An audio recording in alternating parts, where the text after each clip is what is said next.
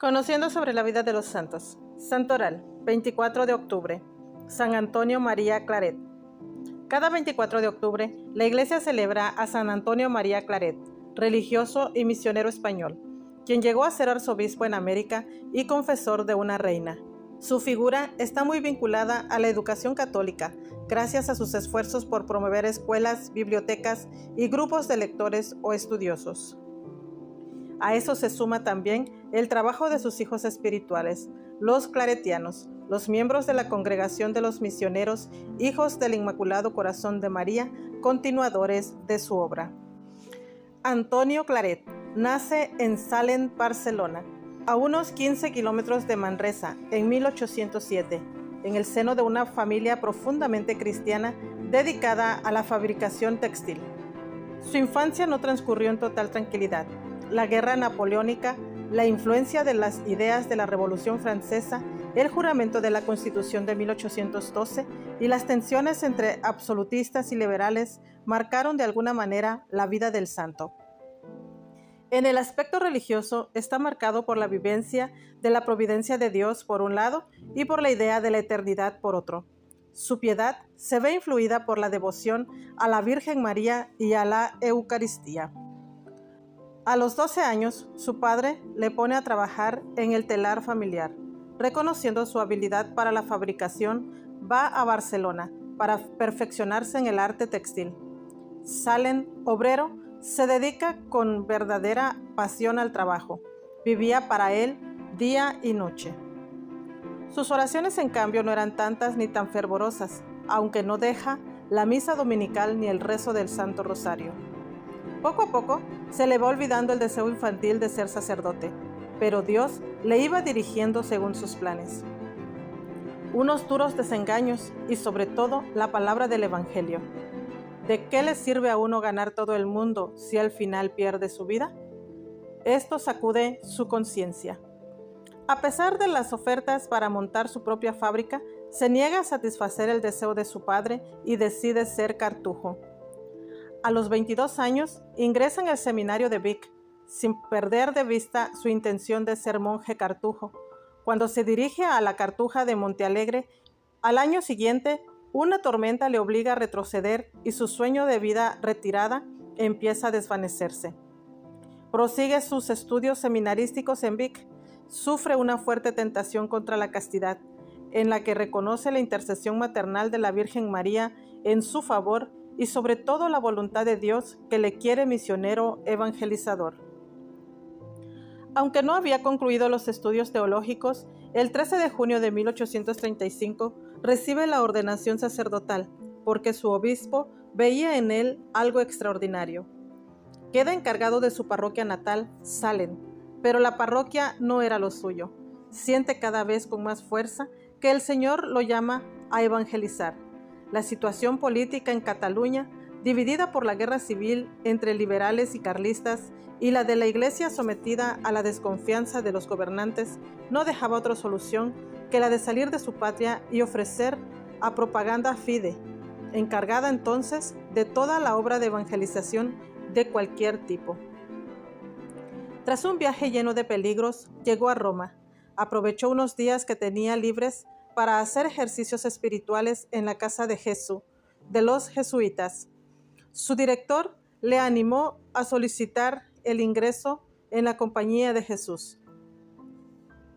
A principios de 1840, a los 4 meses de haber comenzado el noviciado, se ve aquejado de un dolor intenso en la pierna derecha que le impide caminar. La mano de Dios se hace sentir. El padre general de los jesuitas le dijo con resolución: «Es la voluntad de Dios que usted vaya pronto a España. No tenga miedo, ánimo». De nuevo en Cataluña, se le confía la parroquia de Viladrau. Al estar esta bien atendida, puede desplazarse para dar misiones y ejercicios en poblaciones cercanas. Su obispo, conocedor de la vocación claretiana y de los frutos de su predicación, le deja libre de toda atadura parroquial para poder evangelizar de pueblo en pueblo. Por el deseo de comunión con la jerarquía y por las facultades pastorales que comportaba, solicitó a Propaganda Fide el título de misionero apostólico, que él llenó de contenido espiritual y apostólico. Recorrió prácticamente toda Cataluña de 1843 a 1847, predicando la palabra de Dios siempre a pie, sin aceptar dinero ni regalos por su ministerio. Le movía a ello la imitación de Jesucristo. A pesar de su neutralidad política, pronto iba a sufrir persecuciones por parte de los gobernantes y calumnias de quienes combatían la fe. Pero San Antonio María Claret no iba a ser solo predicador incansable de misiones al pueblo y de ejercicios a sacerdotes y religiosas. Pronto va descubriendo otros medios de apostolado más eficaces. Publicó devocionarios, pequeños opúsculos dirigidos a sacerdotes, religiosas, niños, jóvenes, casadas, padres de familia. Fundó la Librería Religiosa en 1848, que en 2 años lanzó 2.811.000 ejemplares de libros y 2.59.500 opúsculos y 4.249.200 hojas volantes. Como medio eficaz de perseverancia y progreso en la vida cristiana, funda o potencia cofradías, entre ellas la Hermandad del Santísimo e Inmaculado Corazón de María, que fue el anticipo de las religiosas en sus casas, o Hijas del Santísimo e Inmaculado Corazón de María, que con el tiempo llegará a ser el Instituto Secular, Filiación Cordimariana. Al serle imposible predicar en Cataluña por la rebelión armada, su obispo lo envió a las Canarias. De febrero de 1848 a mayo de 1849 recorrió las islas. Pronto y familiarmente se le comenzó a llamar el Padrito. Tan popular se hizo que es copatrono de la diócesis de Las Palmas con la Virgen del Pino. De vuelta ya en Cataluña el 16 de julio de 1849, funda en una celda del seminario de Vic la Congregación de los Misioneros Hijos del Inmaculado Corazón de María. La gran obra de Claret comienza humildemente con 5 sacerdotes dotados del mismo espíritu que el fundador. A los pocos días, el 11 de agosto, comunican a Mossèn Claret su nombramiento como arzobispo de Cuba. A pesar de su resistencia y sus objeciones a cuenta de la librería religiosa y la recién fundada Congregación de Misioneros, hubo de aceptar ese cargo por obediencia y fue consagrado en Vic el 6 de octubre de 1850.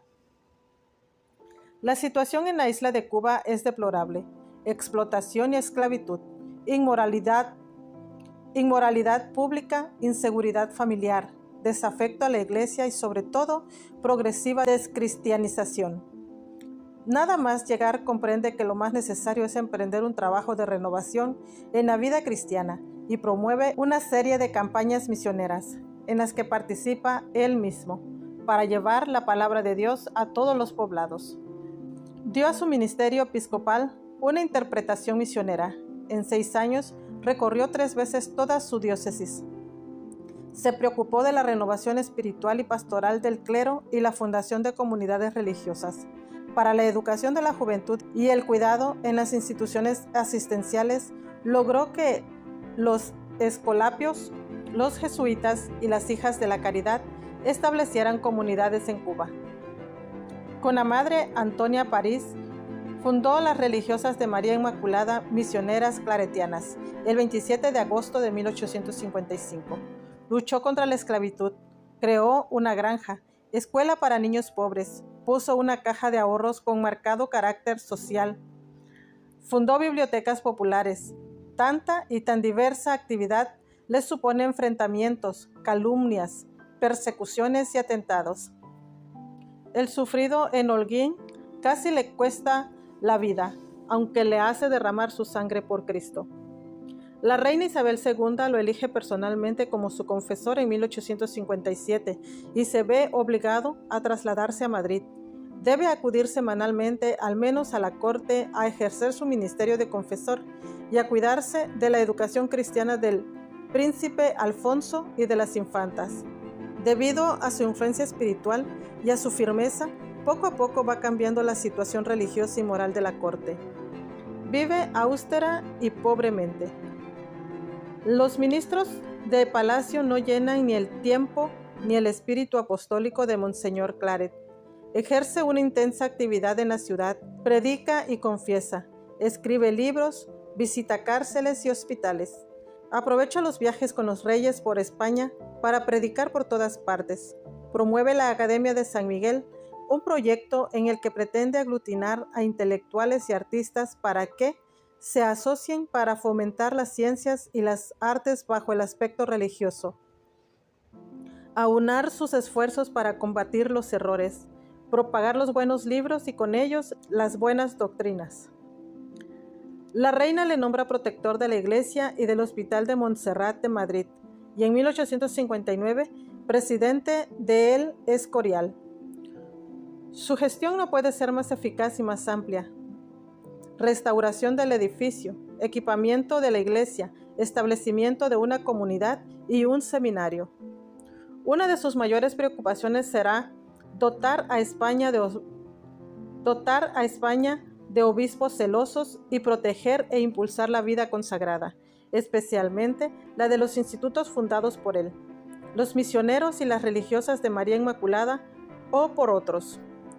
Mantiene celosamente su independencia y neutralidad política, siempre, lo que le acarrea múltiples enemistades. Se convierte en el blanco de odio y venganza de muchos. No obstante, debe haber marchado siempre con precaución en este terreno. Se refiere a los favoritismos. No he escapado de las malas lenguas, confiesa.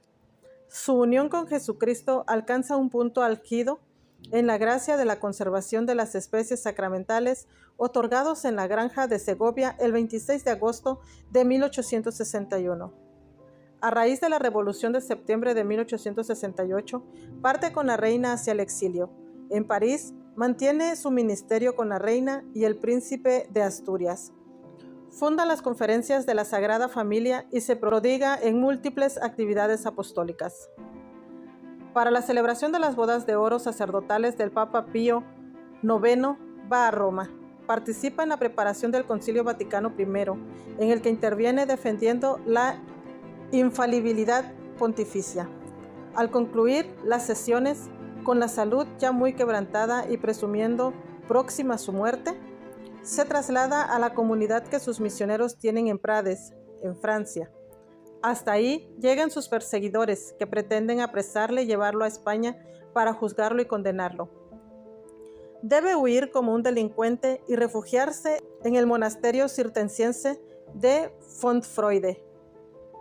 En este monasterio de Fontfroide, a los 63 años, rodeado del afecto de los monjes y de algunos de sus misioneros, fallece el 24 de octubre de 1870. Sus restos mortales se trasladaron a Vic en 1897. Es beatificado por Pío XI el 25 de febrero de 1934 y Pío XII lo canoniza el 7 de mayo de 1950. Oración a San Antonio María Claret por un enfermo de cáncer. San Antonio María Claret, que durante tu vida en la tierra consolabas tanto a los afligidos y tenías gran amor y tierna compasión a los enfermos, ruega por todos nuestros hermanos que padecen enfermedad de cáncer. Ahora que gozas del premio de tus virtudes, echa una mirada de compasión sobre todos ellos y concédenos esta gracia, si tal es la voluntad de Dios. Haz tuyos sus cuidados. Habla una palabra al Inmaculado Corazón de María para obtener por su poderosa intercesión la gracia que yo tanto ansío y una bendición que pueda fortalecerlos durante su vida. Asístenos en la hora de nuestra muerte y guíanos a una felicidad eterna. Amén. San Antonio María Claret, ruega por ellos y por todos nosotros. Amén.